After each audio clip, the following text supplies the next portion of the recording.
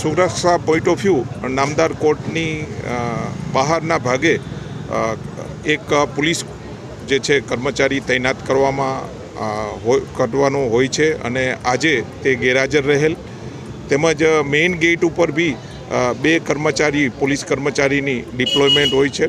આ બનાવ મેઇનલી જે નામદાર કોર્ટની બહાર જે પોલીસ ગેરહાજર હતો એના હિસાબે બન્યો હોય એ ટાઈપનું મારું માનવું છે।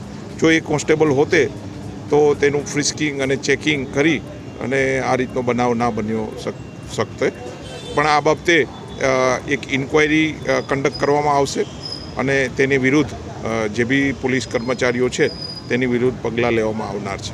સાહેબ, આ બનાવ બન્યો ત્યારે પોલીસ કર્મચારી પણ કોર્ટરૂમની બહાર હાજર હતા, તેમણે કોઈ પગલાં નથી લીધા તેવું કેવું છે વકીલ મંડળનું? હા, બિલકુલ। આજે સાંજે 5 વાગે નામદાર કોર્ટના કહેવા મુજબ વકીલો પોલીસ કર્મચારીઓ તેની એક મિટિંગનું આયોજન કરનાર છે। એ મિટિંગમાં બી જે બી રજૂઆત હશે તે ઇન્ક્વાયરી પોઈન્ટ ઓફ વ્યૂ એને કરી અને એ રીતે એક્શન લેવામાં આવનાર છે। Thank you.